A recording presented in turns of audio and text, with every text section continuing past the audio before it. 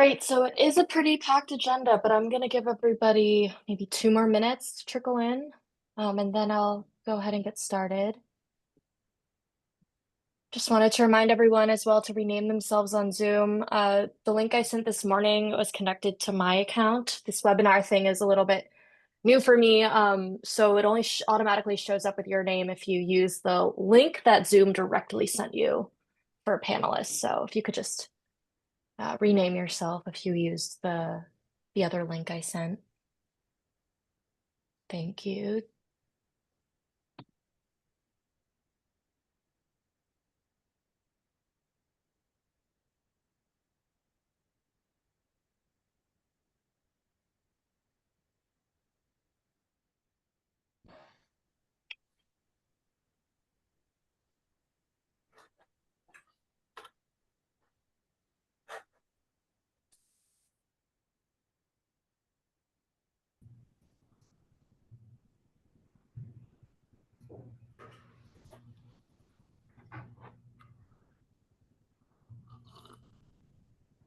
All right, 1 more minute and then we'll get going. Looks like we have starting to get a critical mass here.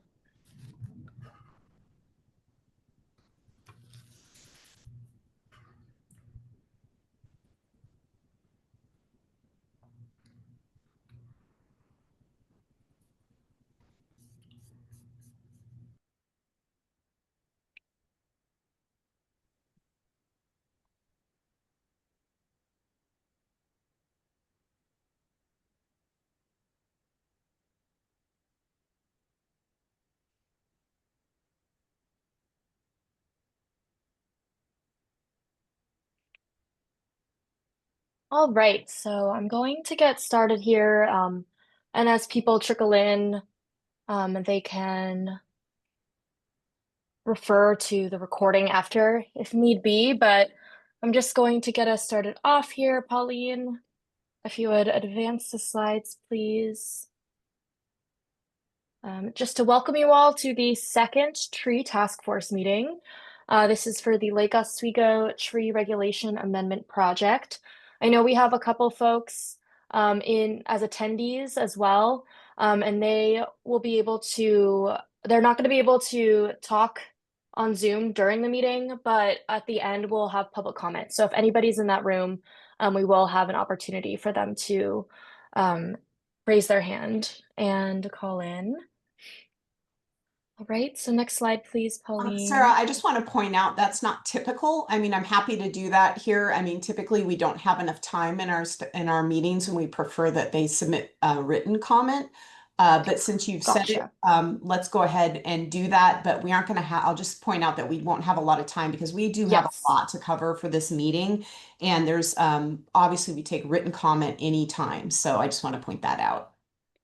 Yes. Yes. Thank you, Jessica. We won't have a lot of time, and I want to make sure everyone can get out their thoughts fully. All right. So today, like Jessica said, we do have a very packed schedule. So we're first going to have a couple kind of housekeeping things, and then we'll go into updates with the key code issues that we discussed at the last meeting, followed by the main meat of this meeting, which will be going over the best practices memo. And then a quick overview of the next steps of the project related to community engagement, and then kind of end on the next steps being the scheduling the next tree task force meeting, and just a brief moment for any comments if there's any kind of short comments that people would like to air. So first, item of business, I'll have Jessica move to adopt the meeting minutes from the last tree task force meeting. So I'll hand it off to Jessica. Yeah, so in your packet, this is just for the task force members, the voting members. In your packet, you should have gotten a copy of the draft action minutes that were prepared from the last meeting. So hopefully you've had a chance to review those. So what we would ask that you do is for someone to make a motion if you want to approve it, and then a second, and then we'll take a vote on that. And I just want to remind you that we just do action minutes because we do video record all the task force meetings, and they are posted online. So we do not do like word for word minutes. We only do action minutes. So yeah, moved. I'll second. Thank you.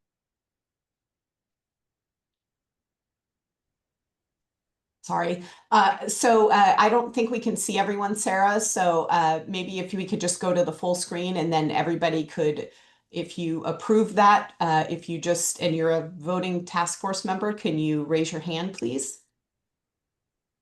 Okay, I see 1, 2, 3, 4, 5. Okay, John, you can't vote. 1, 2, 3. Let me do this again. 1, 2, 3, 4, 5, 6, 7, 8, 9. So I see 9 approve. Any opposed? Okay, the motion passes and we have adopted those draft minutes. Thank you, everybody.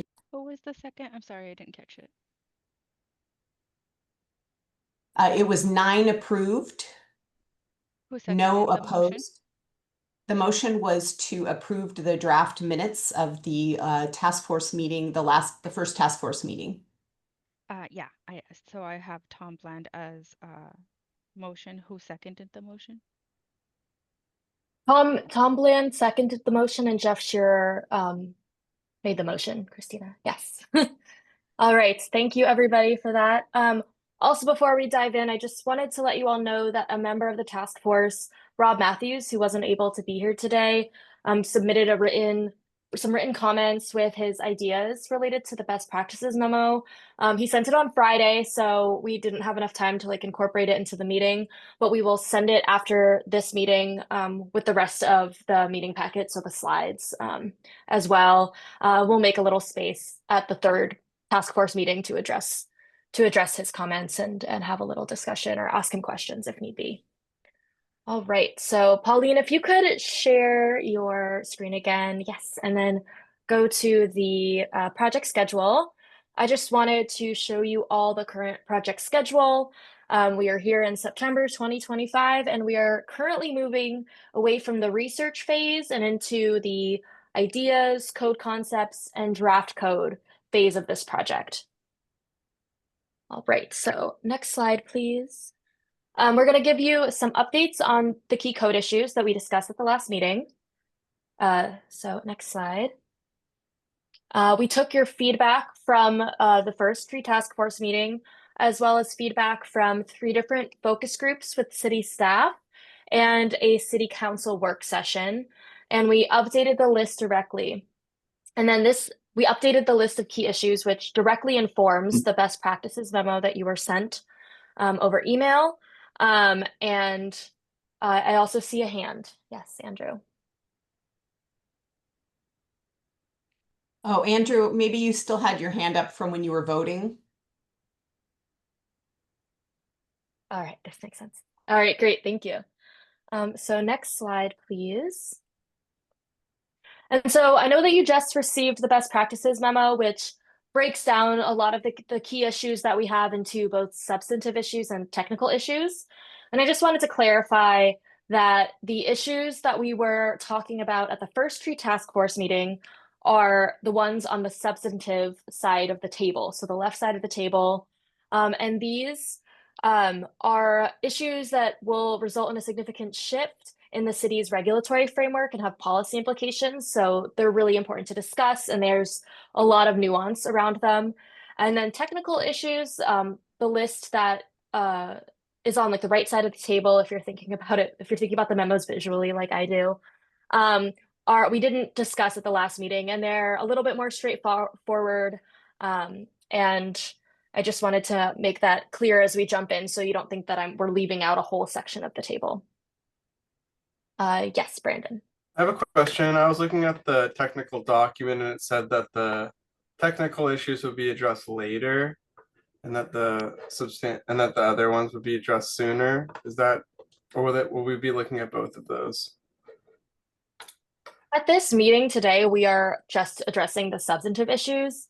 Jessica, we didn't have a plan to bring the technical issues to the tree task force.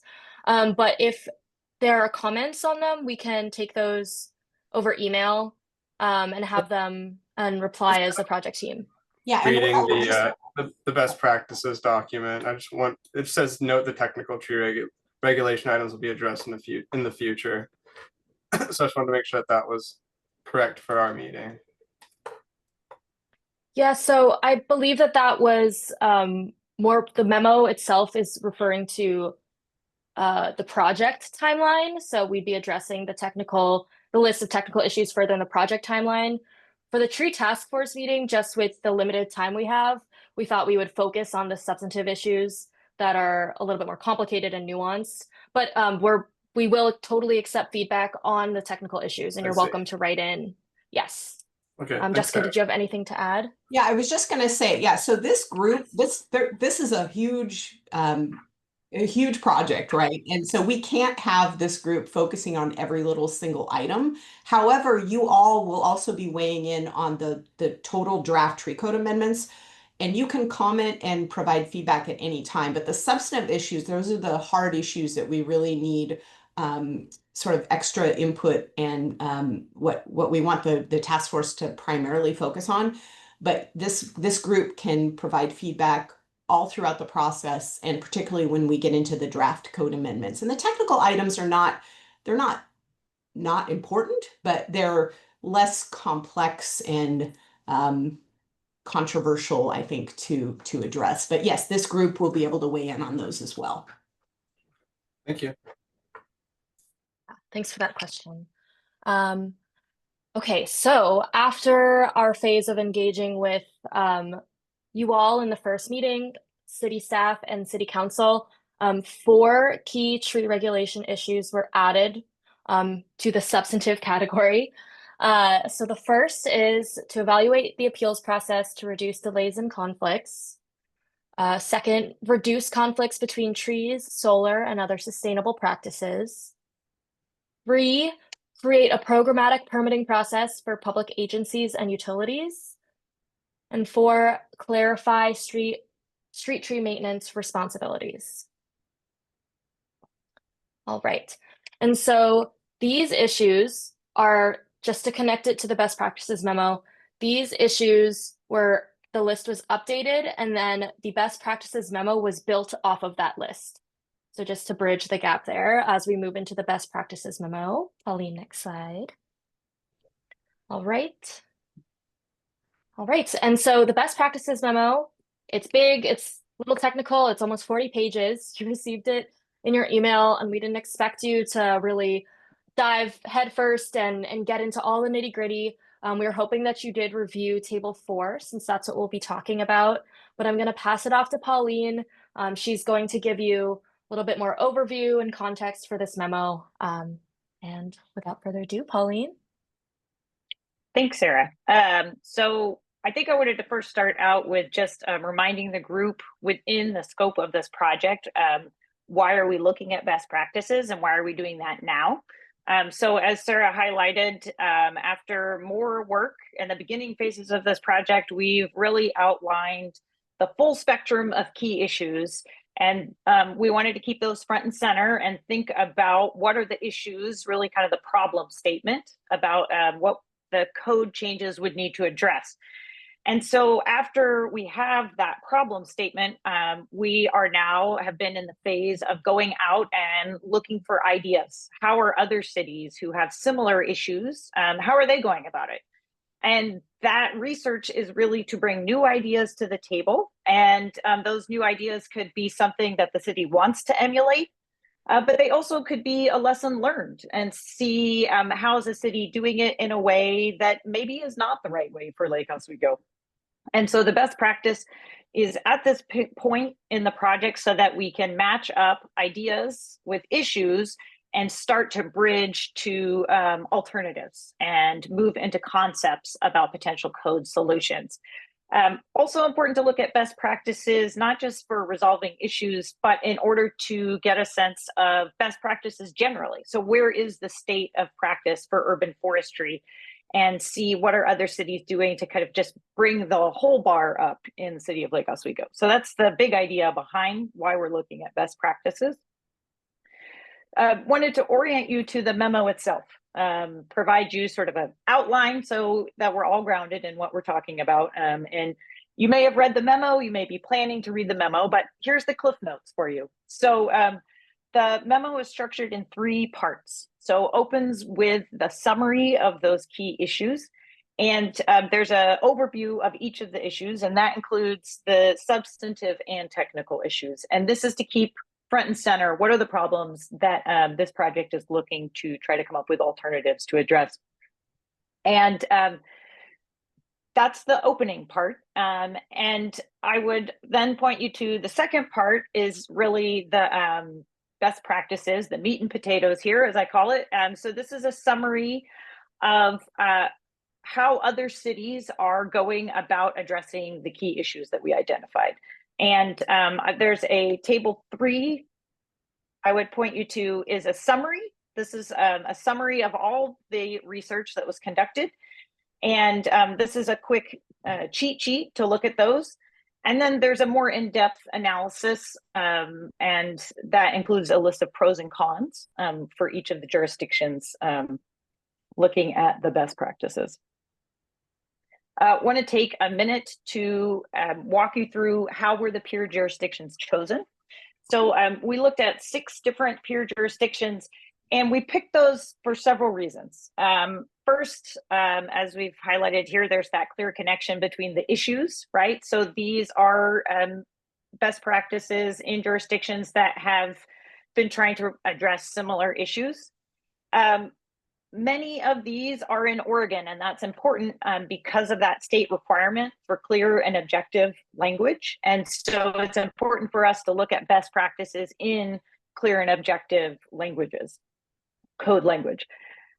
There are values aligned. So what do I mean by that? As you can see here in the percentage of existing tree canopy, Lake Oswego already has a very high percentage tree canopy compared to some other cities in the metro region. And so we placed a priority on peer jurisdictions that are looking to preserve a canopy. So not as much necessarily building or replacing, but really jurisdictions that are preserving. That seems a really important aspect. And I do want to highlight there's 2 outliers here, which is Cooper Mountain, Greenfield area. And we chose that because it is really integrates natural resource preservation. And then DC. So Washington, DC is a city that is highly dense, but also has been able to maintain a high level of tree canopy. So hopefully that sheds some insight into why those peer jurisdictions were selected. The last section of the memo is alternative approaches to tree regulation. And this is really where we're going to focus in our discussion today. So having conducted the research and analyzed the research, this last portion of the memo represents looking forward and beginning to identify some potential alternatives. And so I do want to make clear that this is not a recommendation. This is food for thought. And this is something that we bring to the tree task force to begin to get a sense of your ideas, issues that come up for you, things that seem particularly promising. And that's where really we're going to focus in our conversation today. And ultimately, proposed concepts would be a blend of this. They could be some elements of this, but where we end up there will really be built off of our interactions with you and with council and the public. And with that, I'm going to hand it back to you, Sarah, to get us into the discussion. Yeah, thank you. I'll have Pauline call on people, but I'm going to be sharing a Miro board where we can all take notes together. Right. Can everybody see the Miro board? And just noting, Sarah, before we get started, I see that Deanne, you have your hand raised. And so do you, Jason, but I apologize. I don't know who raised their hand first. I think Jason was first. Great. Thanks. I just wanted to ask on the table comparing the tree code in different cities there, what was the column balanced? I don't know if I picked up on what that was intended to mean. The others were pretty clear, but the balanced category, if you could just quickly explain that, it would be helpful. Absolutely. And I did forget to pause for questions. So thank you for jumping in, Jason. The balanced is particularly looking at this aspect of balancing tree preservation with housing needs, which is a critical issue that's come up in this project and something really important. So how did they think about both of those different aspects and seek to balance those two as dual objectives? Thank you. Yeah, DM. So I may have missed this or misunderstood it, but as you're kind of going through the summary, you were talking about best practices, and I think primarily looking at how other cities, how other relevant cities have done it or currently are doing it. And what I'm wondering is there also incorporated into best practices looking at, what is recommended by urban forest, like urban forest research, arborist best practices, things like that. Does that, when you say best practices, does it encompass all of that? Great question. I believe the answer is yes.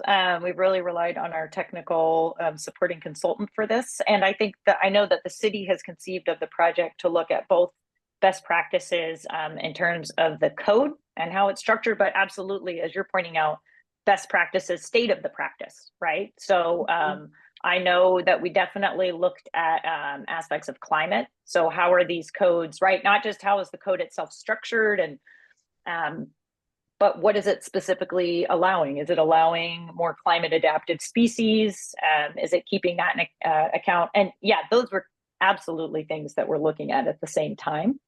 And I think that we'll continue potentially when we highlight what concepts are, we're going to want to highlight for you all also. And that's sort of something that goes beyond the categories.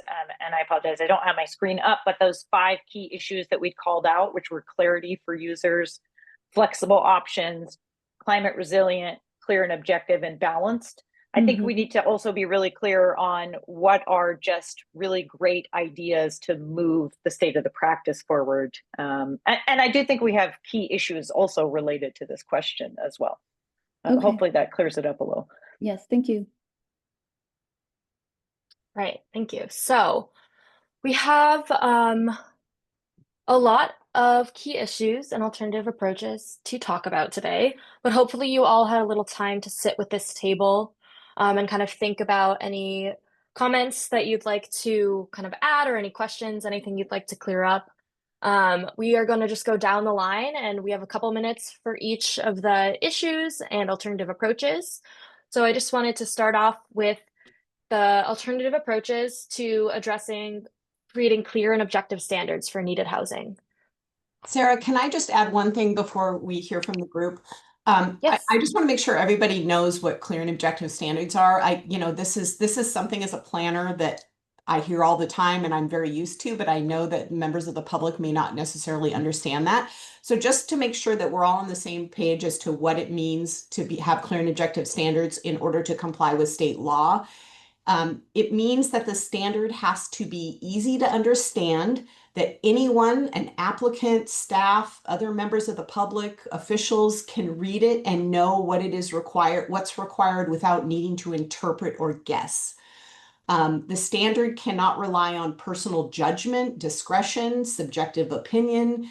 It has to be applied basically in a factual and measurable way. So a very simple example is a clear and objective standard is building height can't exceed 35 feet. A subjective standard would be building height must be compatible with neighborhood character. Okay, that is totally open to interpretation. So obviously having a number is very clear and objective. There can be other ways to do it. The other way is, can it be answered with a yes or no question? Like if somebody looked at that and said, do you comply with this, yes or no? You shouldn't have to explain it in, 5 paragraphs as to whether it complies. So I just wanted to kind of make sure that everybody understood what clear and objective meant. All right, thank you, Jessica. All right, so starting off with this first key issue, I'll let Pauline be the one looking at the hands. I do see Mark, so I'll call on you, Mark, right now, but generally I'm going to be trying to take notes while on this whiteboard while Pauline calls on everyone. I was just wondering if the 5 the 5 jurisdictions were identified as being clear and objective, that we're not picking pieces out of laws that have not passed muster for Oregon. Mark, to be clear, are you asking a question about the best practices, or are you making a comment about the alternative approach here? Oh, I was just wondering, we have 5 jurisdictions that you've summarized. Of those 5 jurisdictions, would they pass muster in the state of Oregon for the regulations that have been put forth by the state? Understood. So the jurisdictions that we looked at in Oregon they are compliant and consistent with current state direction. And that's one of the things that is teased out over the course of the memo. I think there's multiple alternative approaches that look at having dual pathways, both a clear and objective and a discretionary. But yes, the examples from the state of Oregon that we were looking at are consistent with state requirements. When you say discretionary, you're defining that as being subjective? Yes, similar to how Jessica had laid it out. Okay, thank you. Right. So, if nobody has any comments or anything to add to this first key issue and its approaches that are listed here, we can move on to the next, but I just want to give a few more moments to let anybody. Oh, okay. Great. Brandon. I'm sorry. So I think that you kind of outlined different requirements in terms of mitigation or when mitigation is applied here. I think there's like some other ones that we could potentially look at too. Some other jurisdictions talk about permitted total inches allowed to be removed of diameter. So that kind of integrates tree size and the quantity of trees to be removed. So I think that that might be a standard worth considering. Thanks, Brandon. I think Portland does it under Title 33 for like environmental zones, and so it could be restricted to certain like sensitive land zones or something like that. Thank you. Appreciate the reference. Deanne. I was just going to suggest maybe you have A, B, and C under this first one, and I think maybe C should be at the top because your A and B are kind of talking about having a minimum percentage, and I think you want to know what's your baseline, right? So if you have 20 trees on the site, but 3 of them are, 3 of them are dead, dying, posing a significant target risk or something, it should be clear that maybe those are taken out of the denominator, the baseline, before you require a minimum percentage. And I didn't get that until I had read through the whole thing. Thanks. Mark.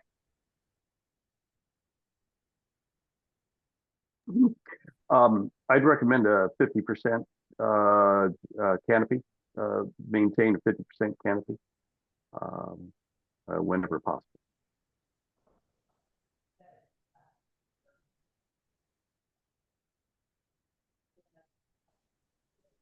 Thomas. To reiterate what Deanne just said, something needs to be done about removing invasive trees from the calculation as well. They have to go anyway. So just leaving the correct, the natives and the desired trees, it would be very important in the calculation.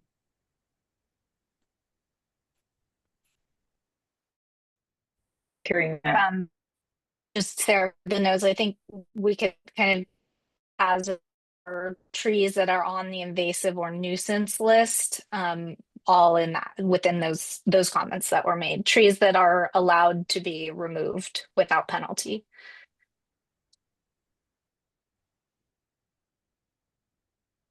Mark, I see your hand up. I'm not sure. Did you raise your hand again, or is that up from the prior?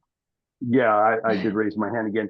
Okay, when we discuss removing invasive trees and of course hazard trees and that kind of thing, we should consider in that in the mitigation to reestablish the 50% canopy so that those trees that are removed, those mitigation trees should at maturity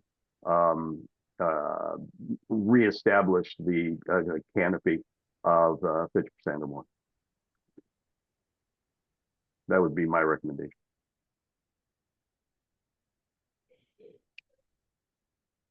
Great, thank you. Okay, moving on to the next one. Consistency between development and non-development tree permitting.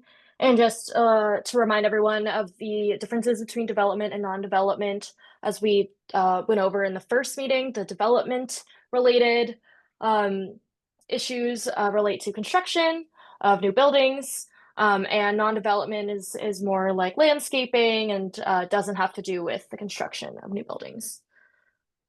Right.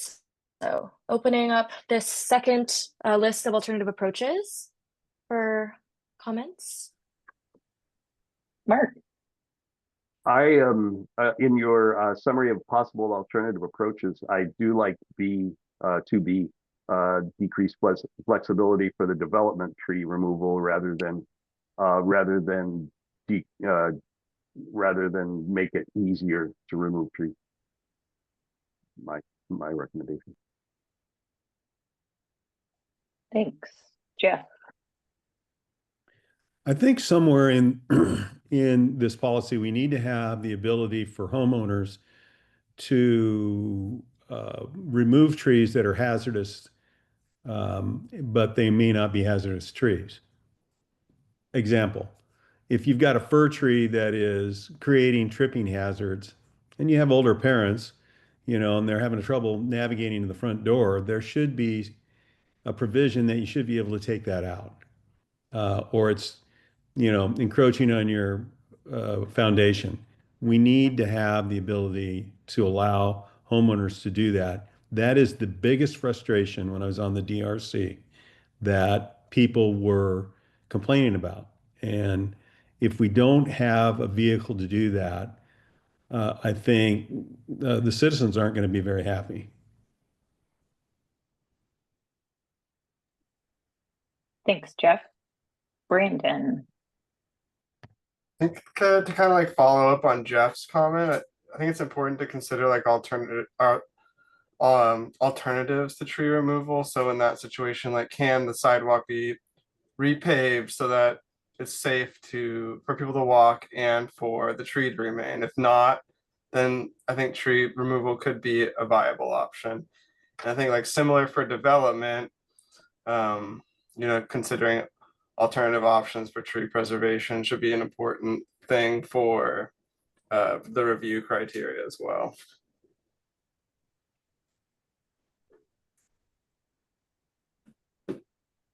Thanks. Jeff, did you have your hand up again to respond to that? No, but I wanted to address Mark's question from before above. Where did we get 50% for coverage?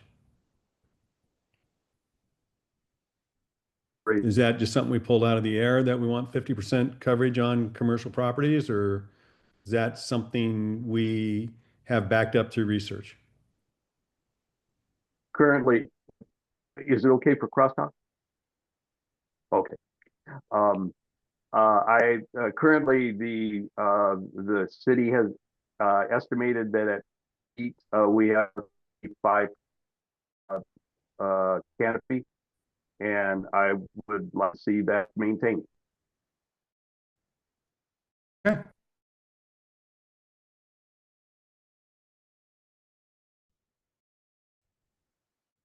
The 50% number, I believe, in the urban and community forestry plan, that include parks. I think that 50% like a citywide canopy goal.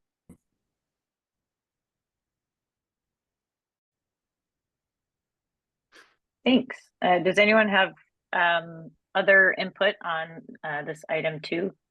Deanne? I think one Yeah, thing, this will be the last comment for this one.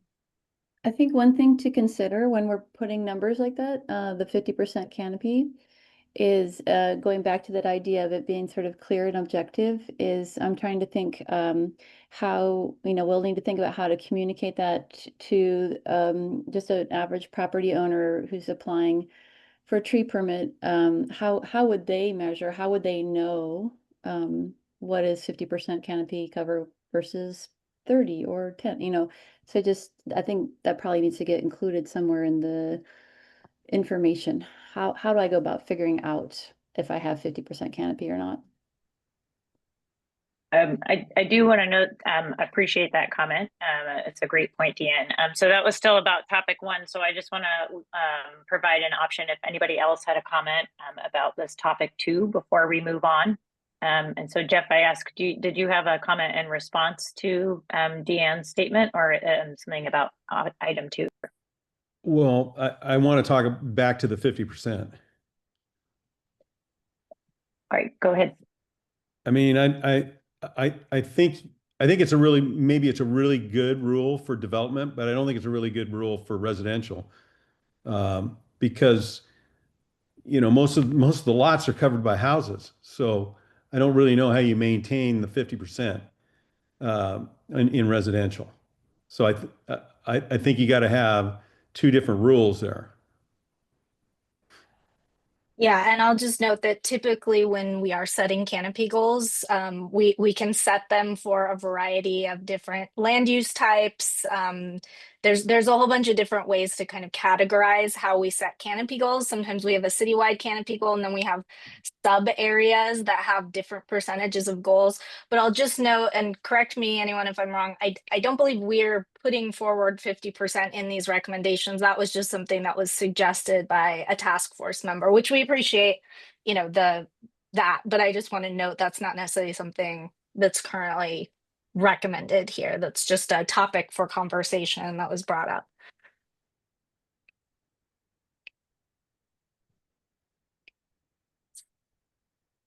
So it sounds like there's no other comments on the approaches for number 2. So moving on to number 3, creating tree preservation incentives. So we're looking right here.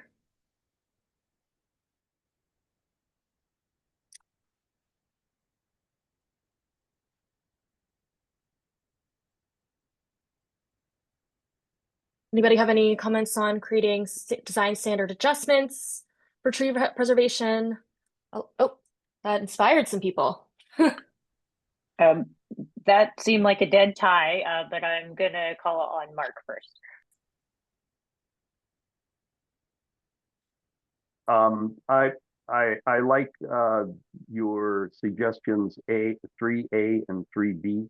I would that would be my recommendation, would be to accept those 2. Anything you want to add about what you like about those? Certainly. I do like the incentives to facilitate tree preservation, making it easier, more attractive to build around existing trees. Options would include allowing taller buildings. I really like the idea of being able to increase the height of the building and decrease the footprint. My thought is that we need to increase the setbacks for homes so that we can encourage larger diameter trees to grow. If we build from lot line to lot line, there's no room to put any trees, and so therefore our canopy gets denuded. So I like that, and reducing mitigation requirements if you're preserving trees. That's a really nice thing too. So I think both those things would be positive additions to our tree code. Thank you, Jeff. I appreciate those comments, but in addition, I'd like to say that any incentives you give developers, they will jump on them. So if you have a menu of incentives that could be used, um, I think you should have a really long list of incentives and then have this group and city council and staff pick which they want to leave um, in the tree regulations. But incentives work so much better than penalties. And I'd really like to see we push that angle. Thank And you you. had some really good ones in the memo. Thank you. Jason. Yeah, I'm just kind of asking myself where kind of due diligence or long-term monitoring fits into this, because it's one thing to say you're doing tree preservation and get some kind of allowances or whatever related to that, but if in 3 years after your project is complete, your preserved tree is dying, you haven't really accomplished anything. So, I just think, like, down the street from me, there's a oak tree in the front yard of a newer home, past 5 or 8 years, and half of that tree is dead. So in that case, the builder followed probably all of the tree protection rules and everything, but still my guess is compacted soils are impacting the root system, and like there's a line down the middle of that tree, dead and alive. And so I don't know how something like that fits into this to ensure that those commitments are, have some integrity over time. Thank you. Yuko. So I fully agree with 3A and 3B, and I wanted to focus on 3A. I do agree that the creating new design standard adjustments for tree preservation is a good idea, but enforcing it might be tough, and it needs to be well thought out because, for example, I believe Mark said something about, in order to preserve a tree, how about we build the building higher instead of having a bigger footprint? But that could lead to a trickle effect of, creating large buildings or tall buildings could block the view of other neighbors since we have a lot of hills. So how we go about making these design standard adjustments will be tricky. Just needs to be well thought out. Thanks, Yuko. Andrew. Yeah, a lot of great comments here. I was going to go back to with when creating the tree preservation, zones. There's a lot of options out there as far as using an air spade for exploratory spading to see where the roots actually are. A lot of times we're held to this standard of the drip line of a tree. And we all know that even in first edition, there's trees down there that span several yards. So those tree protection zones go not necessarily where the roots are. When we can explore and find the roots, there are best practices. This goes back to Jeff's comment about the root digging up the sidewalk. It's unfortunate, but there are options when it comes to that. And as far as, Jason, your comment about the oak tree, yeah, a lot of times we do the construction, even if we have that tree protection zone in an adequate place, it changes drainage, it impacts during construction. There are a lot of options for providing health to the tree, and I think it should be almost like the heritage tree program, where you are kind of incentivized to maintain the health of that tree. There should be similar places to get suggestions on maintaining the health after, pre and after construction. We've done it a lot with commercial work. We've moved mature oak trees, you know, I'm just thinking of the Nike campus. There's a lot of options pre and post construction to maintain it. But we also shouldn't be limited to the conventional tree preservation plan, because we can actually get in there and see what's going on and then have best practices for, you know, cutting roots or diverting or just changing the size of the preservation plan. I think it'd help with development. Thank you, Andrew. Brandon.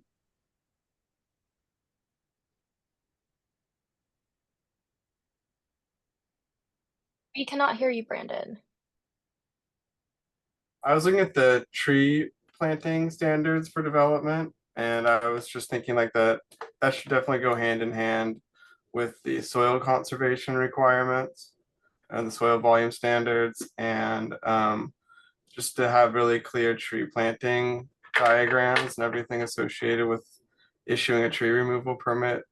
All of that information should be provided to the applicant, so that way they're planting good tree stock and providing an adequate space. I've seen so many developments where tree planting is allowed for mitigation and they just kind of cram a bunch of trees in the corner of the site. So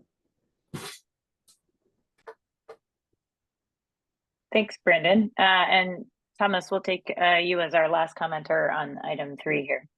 Yeah, I was just following through on what Jason brought up. We need to follow through on tree. So if a builder gets a break to do something and then sells the house for some reason, you know, to the buyer, and then the homeowner wants to remove the thing that the builder got a variance for, remove that tree, that shouldn't be allowed, and also follow through on mitigation trees. So if a mitigation tree dies, and I don't know if that's part of this one or not, but it should be replanted or something should be done. We shouldn't just like walk away and forget what, you know, has been done to mitigate something, and then and have it be wiped out just because of neglect or, you know, some problem. So I'm just saying follow through. I think follow through is really important in a number of different ways. And I know it'd be a headache for the city to have to keep track of every darn tree and this, you know, what's going on. But, you know, when people got a break, you know, or they mitigated, they need to be, you know, make sure that, you know, there was follow through. If you get what I mean, kind of verbose. Thank you. I know that we just had Brandon, you just mentioned creating soil volume standards should go hand in hand with these tree preservation incentives. Was there anybody else who had any other thoughts about the soil volume standards here and the approaches listed? Sarah, I do just want to know, John, I see that you raised your hand, and I just want to note, in the interest of time, if you had a comment in response to Thomas, I'd request that you put it in the chat so we can move on to the next option. But I don't know if you're raising your hand to speak specifically to item 4. I don't want to cut you off. Well, I just want to let everyone know that follow up and so on, it sounds great, but the resources that we have as a city are not available to have a tree police going around, and we can hardly keep up with the mitigation that we have. So while, yes, we'd like to have everything worked out that way, I just want to caution people about committing the money in policy to adding additional monetary resources, because right now we don't even have code enforcement to do everything that we need to do. So just be aware of that while it's great to have, and I appreciate those ideas, we do have a resource problem from that standpoint. So anyway. Thanks. Brandon, did you have a response to item 4? I saw your hand go up and then come back down. I just wanted to emphasize BE on it, having the soil volume based on the mature tree size. I think that's important. Thanks. Jason. I just wanted to note, I don't see a chat for the meeting. I can't seem to pull it up anywhere or. Thank you. We will look into that. Yeah, the webinar format can be a little tricky. It's possible that we don't have that. Thank you for pointing that out. We will look into that in the background. But I think we're still okay on time. So we'll see if we can figure that out. That as we start running shorter on time, there's still an option for people to provide input. And again, as we've said before, we really do encourage people to follow up and email us and keep that dialogue going. All right, so redirecting us to item 4, creating soil volume. We heard your point, Brandon. Did anybody have anything else to note on this item?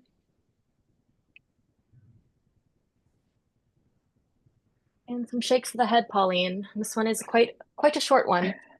So maybe we could move on. If anybody thinks of something, we can double back.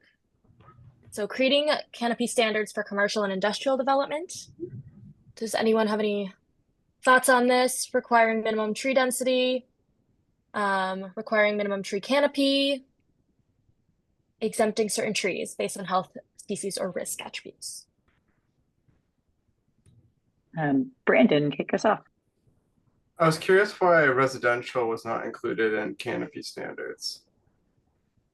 So I think this is related to a specific key issue that was identified, focused specifically in on the commercial and industrial zones not having. So I don't think that's to say not looking at canopy standards in residential zones. I think it's just a very targeted look for this specific best practice.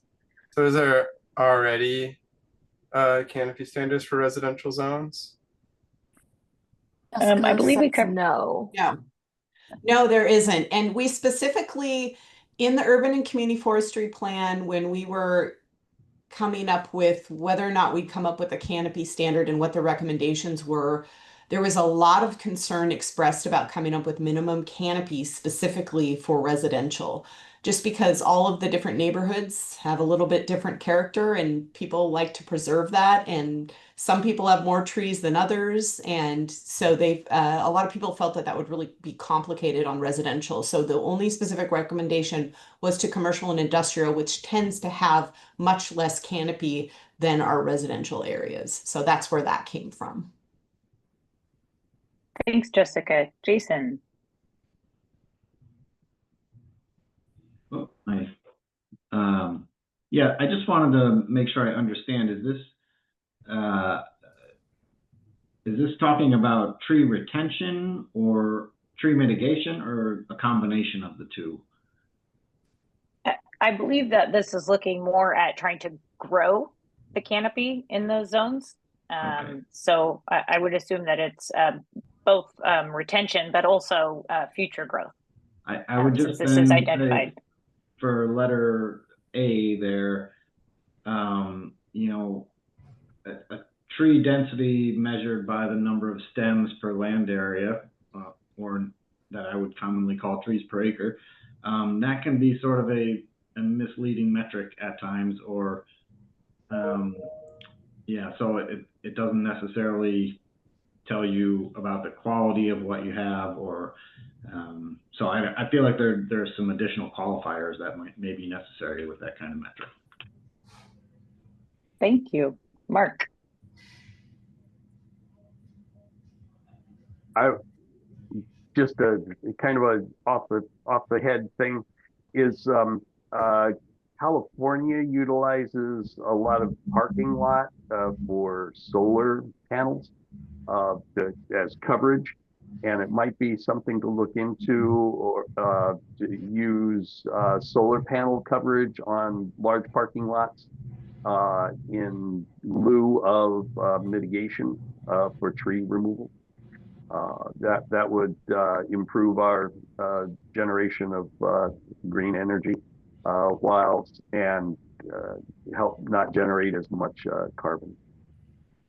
Thanks, Mark. And I would point out that in the state of Oregon, there are new requirements for large parking lots through the Climate Friendly and Equitable Communities program. So that's something to keep in mind. And I'm sure that the city is aware of that. Thomas.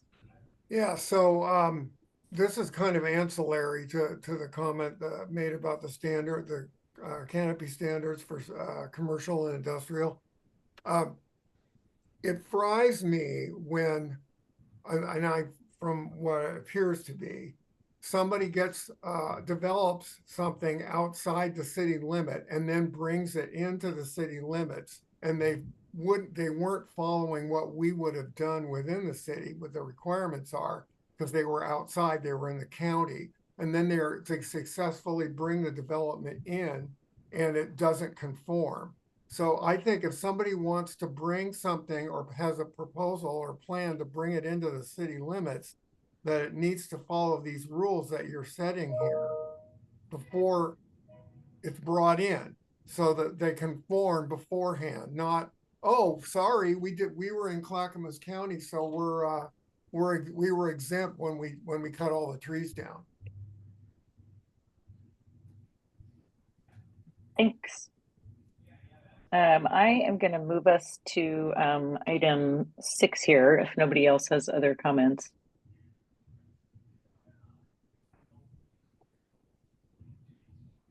Yes, evaluating appeals process to reduce delays and conflicts between groups.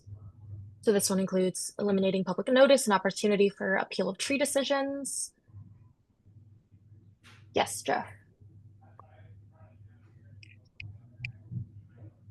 Oh, we can't hear you.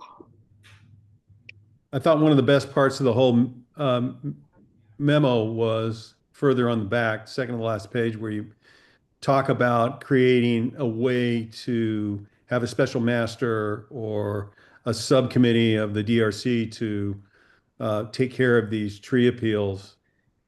It just makes so much more sense. And maybe even have it so they meet weekly or bi-weekly, bi-monthly to keep this process moving rather than have these long periods to wait and have the expense. I really thought that was something that the citizens would really like and developers.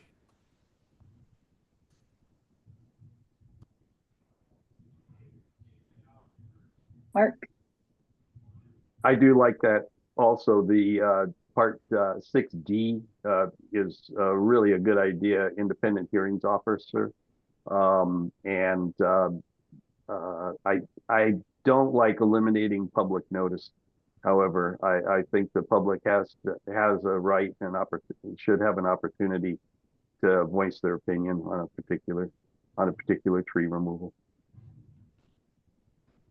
Thank you. Andrew?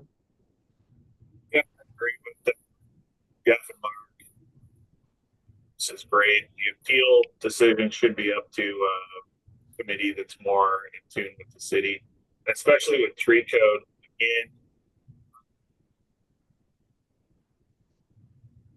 saying trees the same. I don't know if are other people getting audio, or is it just me? Is it a little bit choppy? Not getting it. Breaking up.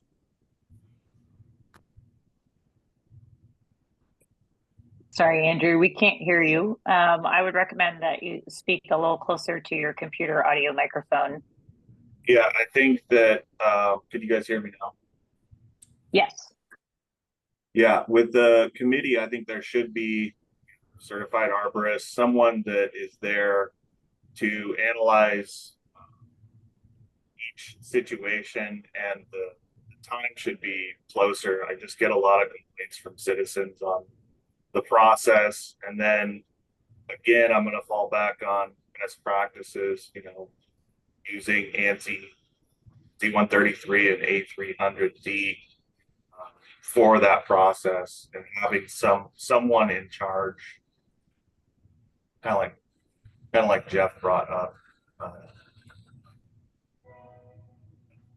Thanks, Andrew. Brandon?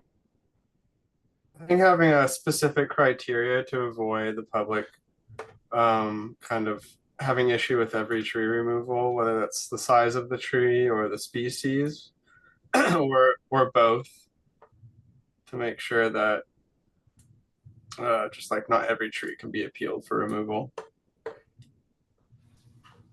And maybe the same for posting as well. Thank you, Brandon. Deanne? I was just thinking that it would be useful to look at the existing data on like trees that have had appeals and see if there's well, actually it'd be nice to know just kind of like how often does that happen, if it's a big problem or a small problem. But you know, when folks appeal the decision, is there a pattern for why their permit application was denied? And then if there is there something we can do going back to those clear and objective standards to make it clearer, to make it easier to not have to go through the back and forth? You know, like if, for example, people aren't providing enough information or they're unaware that the tree is in sensitive lands or, you know, whatever, just to find out like is there something that's at the heart of a lot of the appeals and then try to address that in the standards. Leanne, I can tell you that we get about 3, maybe 4 appeals a year, but it varies. Like some year we may only get 2, okay. sometimes we'll get 5. So it's not a huge amount, but I would say by and large, just anecdotally, I can tell you it's mostly neighborhoods appealing decisions for people who are building, developers or builders of homes. That is the most typical. It's not exclusive, but that is typically the most common appeals. Okay, that's really helpful. Thanks, Jessica.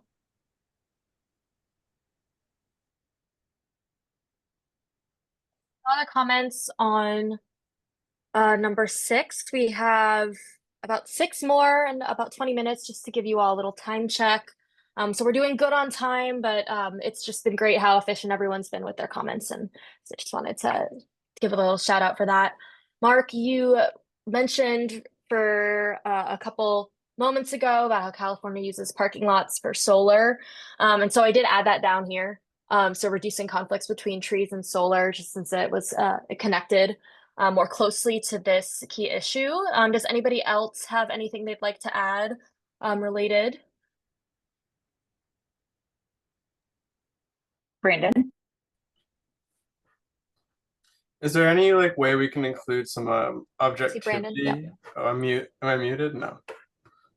Is there any way we can kind of include some objectivity, like if trees are being removed for solar panels, how much energy savings are being provided compared to how much energy savings were provided by the tree shading the house, or kind of to try and balance those requirements and ask people to submit those kind of analyses with their applications.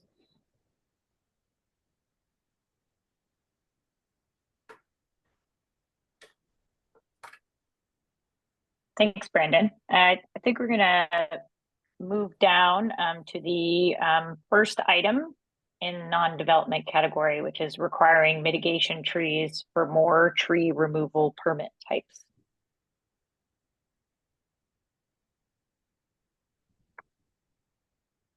Mark? I agree with 1A for all permitted removal. We should have mitigation trees, and that I agree also with Tom's comment regarding checking out, making sure that the trees are surviving, and if they're not, there should be fines involved. Those fines could then support our the quote unquote tree police.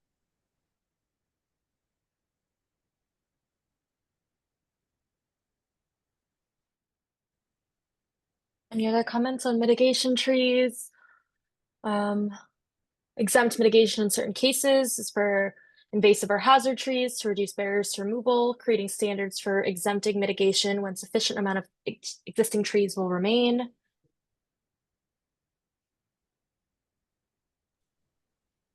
I just think that the um in terms of removing like hazard trees, that should still be different in sensitive lands. Great, thank Thanks, you. And Brandon. I'll move on to Deanne.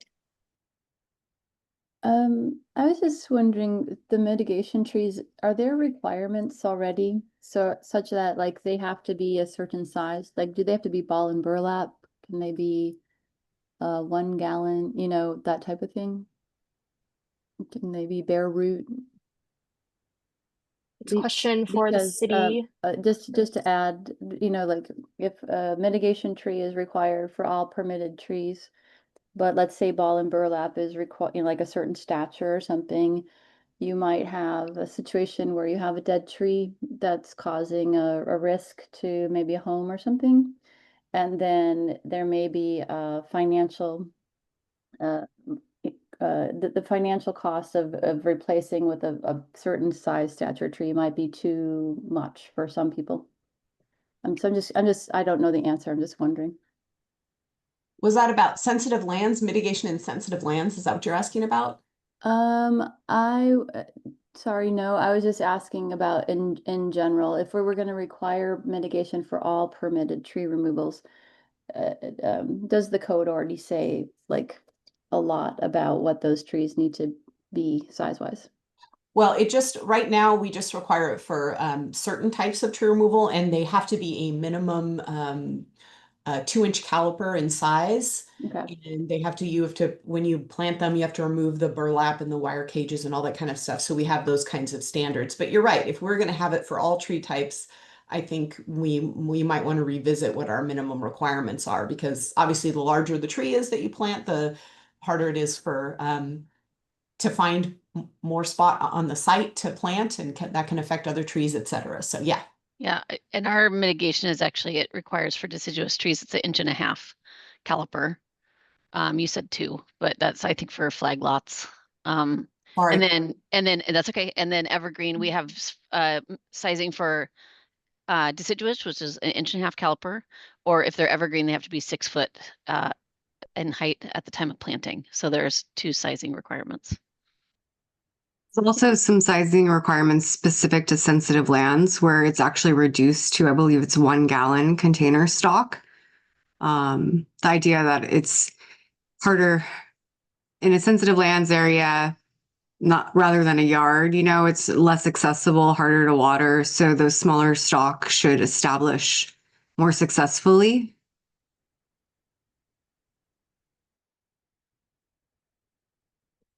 Thank you. So we'll get a comment from Thomas and then move on to the next one. Yeah, I was just gonna say, I don't know how this would be inputted practically, but it's almost like if you're planting a mitigation tree in a wet area, you need to plant certain types of trees in that area. And if you're planting it in a dry area, it's the inverse. And I hate it when I see a Doug fir cut down and a small dogwood used to replace it. And some of that's the property owner's right, which I wouldn't want to step on, but the reality is it'd be nice to replace the thing with a like tree or a native, in my opinion, but maybe that's too overpowering to the homeowner. Great, thank you. Write down. Right, so any comments on this next non-development issue and its approaches, assessing tree regulations to support wildfire-resistant landscaping? So we have 2 approaches here: creating tree removal permit criteria based on fire risk and requiring fire-resistant landscaping in certain scenarios. You go.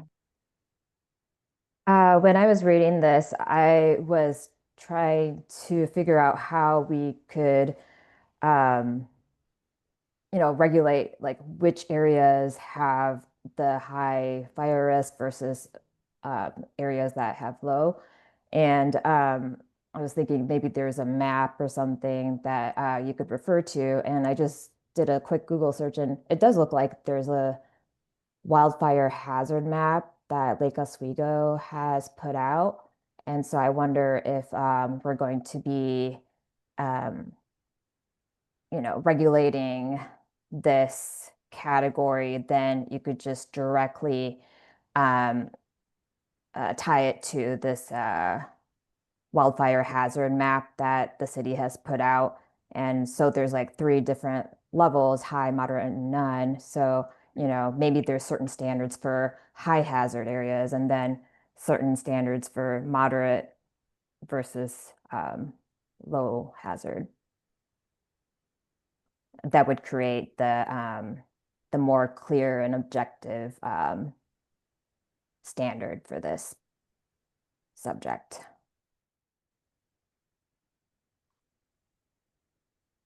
Thank you. Yeah, so we need to have something that really determines where high, moderate, and low risk are, so that it is clear and objective. That is good comment.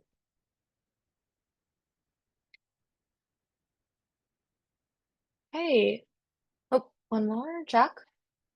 Yeah, with going about, I guess, prioritization here, one of the challenges with these risk maps or hazard maps is like there's a statewide one that we're being Lake Oswego is compared to the whole state, so most of the city shows up as low risk.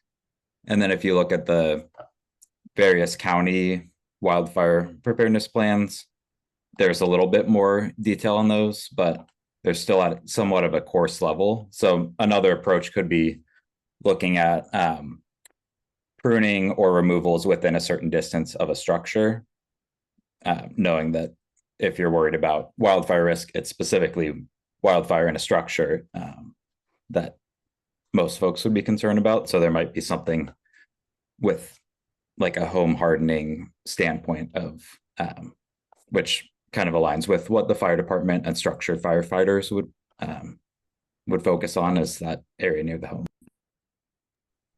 Yeah, that's a great point, Jack. And we just had a presentation at the city council by one of our fire department staff who was talking about wildfire preparedness and risk. And it's not the trees. I mean, people think that they have to remove all the trees from their property to reduce that risk, but it's really about hardening your home. It's really about addressing ladder fuels and the vegetation that's immediately surrounding your property. So I think an emphasis on that is important. That this isn't just you just remove all the trees within 10 feet of your house. You don't need to do that. There are other things that are more effective at mitigating wildfire, because the trees don't just spontaneously catch on fire. It's typically the ladder fuels that start and then they get up in the canopy.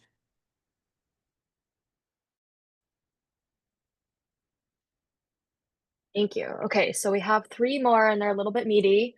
Oh, I'm muted. Sorry.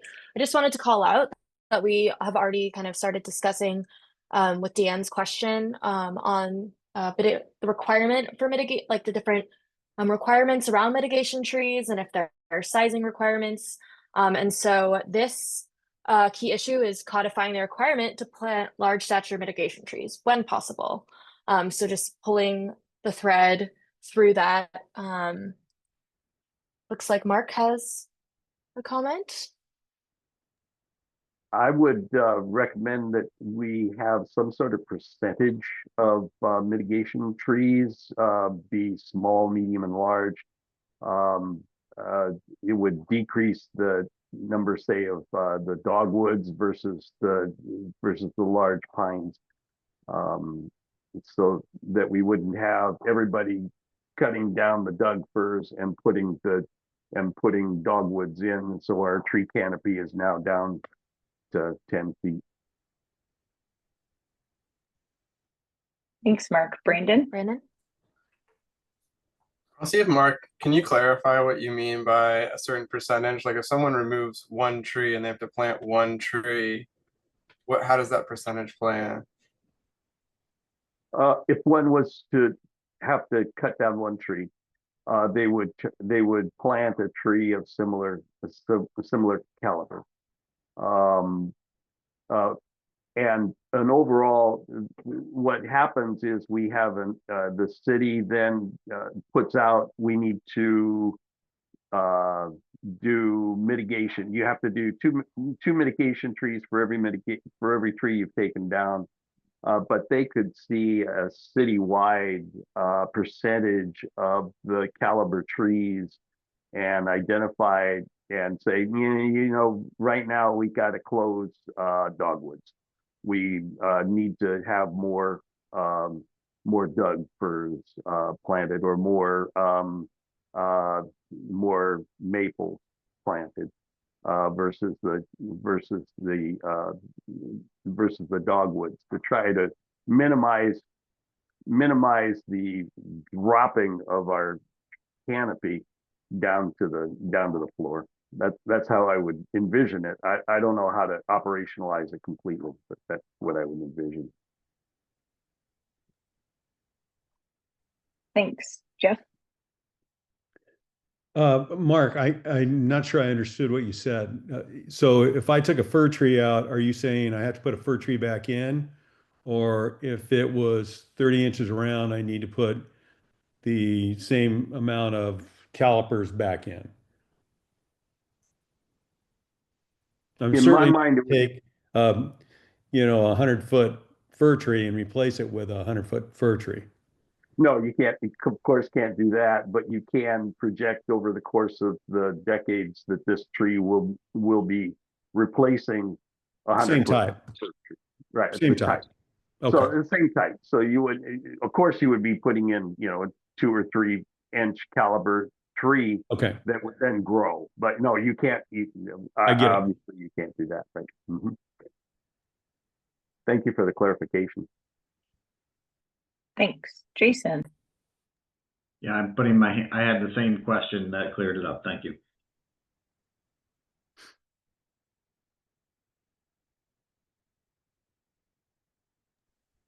Great. Does anyone have any other comments on the codifying the requirement for large stature? Okay, I think I'll move us on to item 4 here, which is creating a programmatic permit process for public agencies and utilities. Jeff. I think it's a great idea. But again, it goes back, and I know that city council will weigh in on this, but you got to still check public utilities. You can't create rules without any management, and that means budget dollars. So I don't know, maybe you can have them self-regulate in that they have to hire an outside arborist that spot checks them. Maybe that's an idea.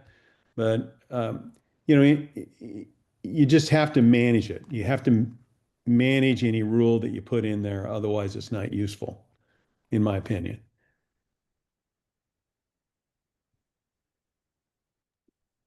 Brandon. I think in terms of for the utilities, you could create a programmatic permit for some activities like pruning, but tree removal could remain outside of the programmatic permit, and they still have to apply to remove a tree. So I think you could kind of break it up by the type of activity that utility is doing. Thanks, Mark. I like 4A, but I would change this. It's about the second to the last sentence when it says the standards could require. I would say should require documentation of the removals by be prepared by a qualified arborist. I think you need to have an arborist look at it. Thanks, Jason. Yeah, I think I'm just bringing up this point again, where I think there needs to be something in here that provides more flexibility for working within the sensitive lands overlay. If you're addressing some type of forest health issue, and I think the big one on the horizon is emerald ash borer. It's kind of all around us now, and we need to be thinking about it.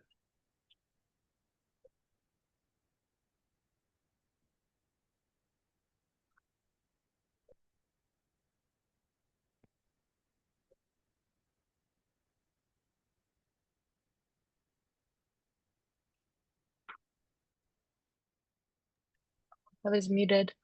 All right, great. Thank you, everybody. So we're making good time, but we are running short. So if anybody has anything on this last one, clarifying street tree maintenance responsibilities, I'll take a few comments here. Jeff. Are you saying the city is going to assume the maintenance and they have budget for it? No, actually, the problem is that when people want us to keep a tree and we want to go in there and remove it for whatever reason, it's suddenly their tree and they don't want it removed. But if there's a problem with it and there's a hazard, then it's the city's tree and they want us to remove it. And so there's a lot of confusion on how. So we really just want to be crystal clear on whose responsibility is. We definitely do not have the budget for the city to maintain every single street tree in the city. So we just need to figure out how we're going to clarify that and how we're going to define what the public's responsibility is for trees that are in the right of way abutting their property.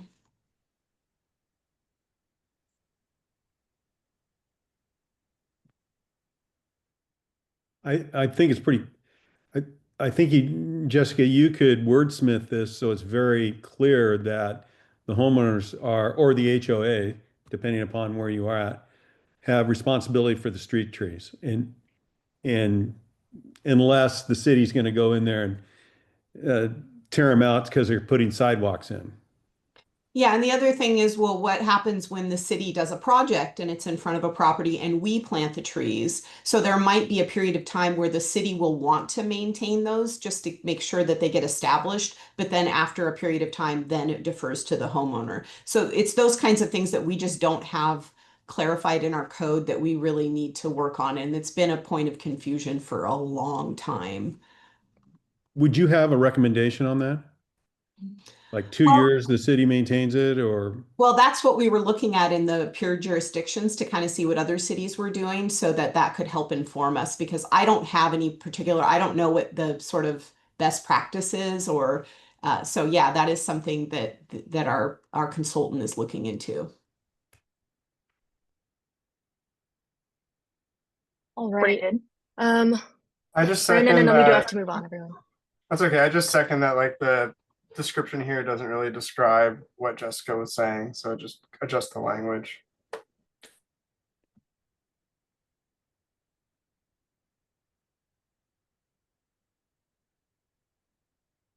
Okay, great. Thank you. All right, Pauline, if you could share the slides again. Thank you, everyone, for that great conversation. It's clear you all came prepared and everyone had a lot of good back and forth. So thank you so much. And we got some great notes based on your feedback. Oh, I'm still sharing my screen.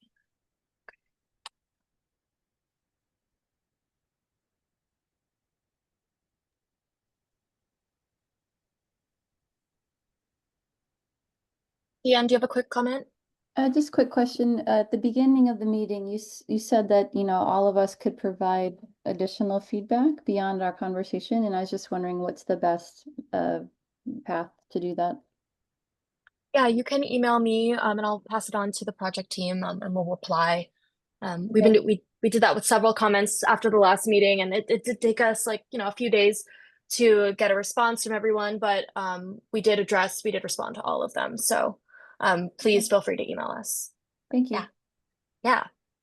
All right. So the next phase of this project is going to be focused on engaging stakeholders in the public. If there's anything specific that you think should be on our radar for these groups, feel free to email us as well, since we are a little bit short on time.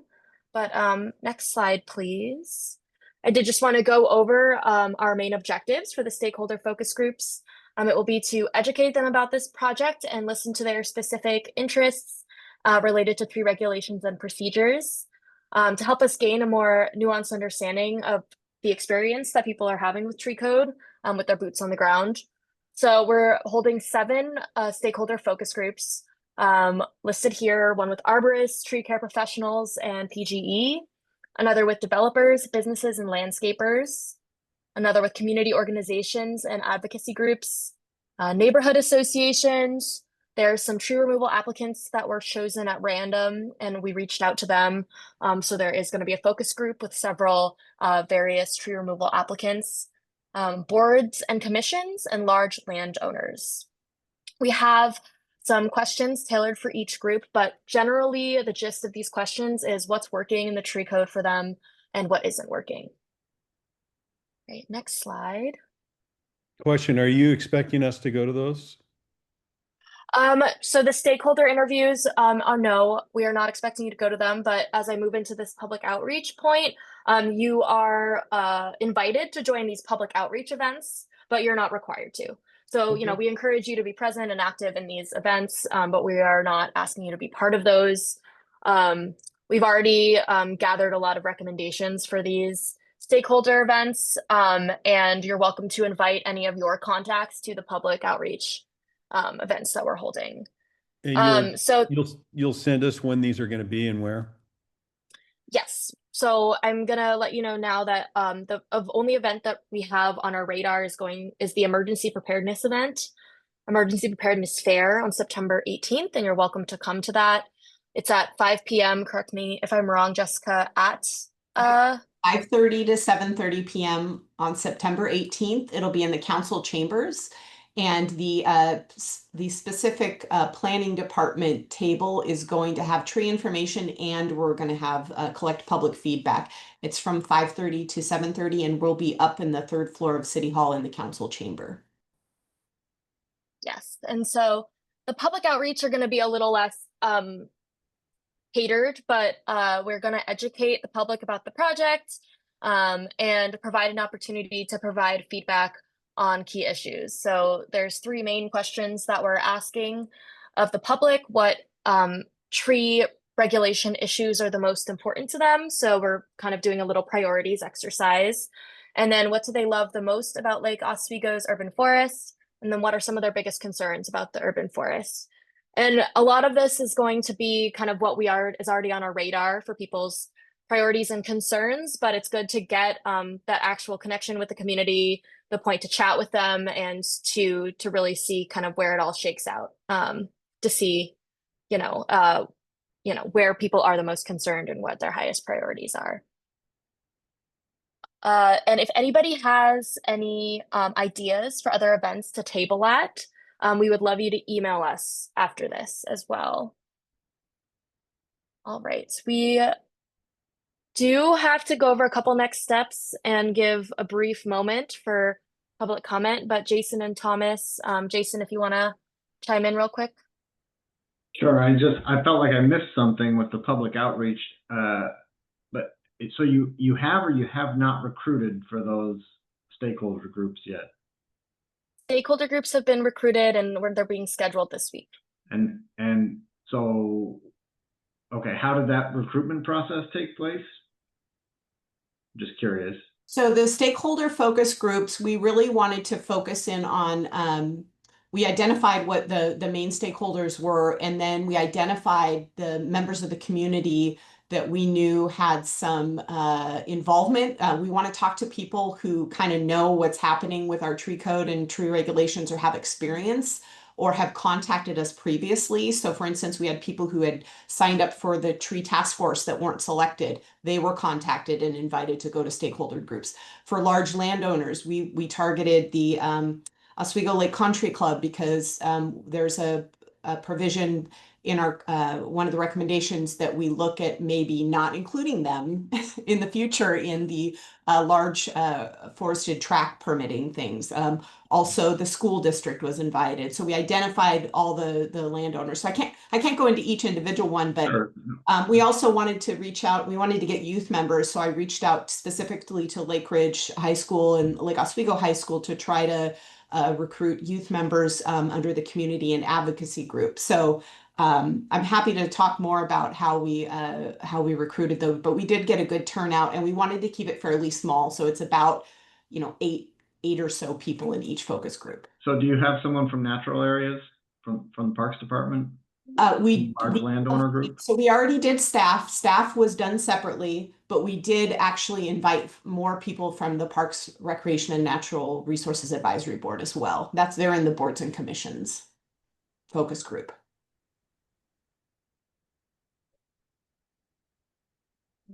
Thomas? Yeah, really, I feel like I was negligent here. So I'm also chair of our neighborhood association. And we don't have a meeting until the 18th. So I really can't ask people about participating. So I probably have to go myself. Is that going to provide No, any information? Thomas, we contacted every single neighborhood association and offered them to provide a rep. And we heard from quite a few of them. So there's nothing you need to do. So as far as the neighborhood associations, we have a focus group that's just for neighborhood association reps. And we invited we contacted every single neighborhood association. Do you know offhand when that date is that's going to be? We have not had them scheduled yet. We have reached out to everyone who expressed interest, including all of the neighborhood associations that expressed interest in participating in the stakeholder group. And they have filled out their availability and we'll be getting those scheduled shortly. Okay. If you have a contact you want us to invite to the final time that's been decided by the folks who have reached out to us, you can send us an email after with that contact and we can just add them to the invite. If they're able to make it, they can join. Okay, it's just that the deadline was before our meeting. It's too hard for me to, send out a huge mass email to everybody asking if they want to do it, but I'll figure it out. Sorry, I don't want to waste time here. Yeah, so we are 1 minute over time. I'll try to make this quick. Our next tree task force meeting will be a report out on all of these stakeholder focus groups, the key takeaways from these, as well as the public outreach. We're planning on scheduling it late October or early November. So again, it will be the same process as before. We'll send out a doodle poll and try to get everyone's availability. And we did mention that we were just going to make a little bit of space for public comment since there are 3 attendees, but typically we do encourage the public to provide written public comment. That would be the best way for us to get your feedback and have it reviewed by the whole group.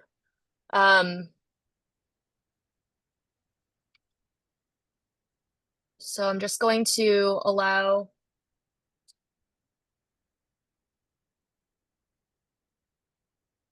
any attendees to join the group right now and raise their hand. And I'll just give it about 20 seconds to see if anybody accepts me on that. Got declined. All right, I don't see that anybody from the attendees wants to provide a comment at this time. So thank you so much, everybody. Again, please, you can email me as the main contact if you have any further comments, any recommendations of events, or if you'd like anybody to be included in the focus groups, you can just send us their email and we'll try to see if there's a focus group that they are appropriate in, and we'll just send them the time that has been decided. They didn't get the opportunity to be part of the scheduling process and provide their availability, but we'll still schedule a time and it might be possible to have them added in. So thank you so much, everyone. This was a great conversation and we'll be in touch about the next meeting. All right, take care.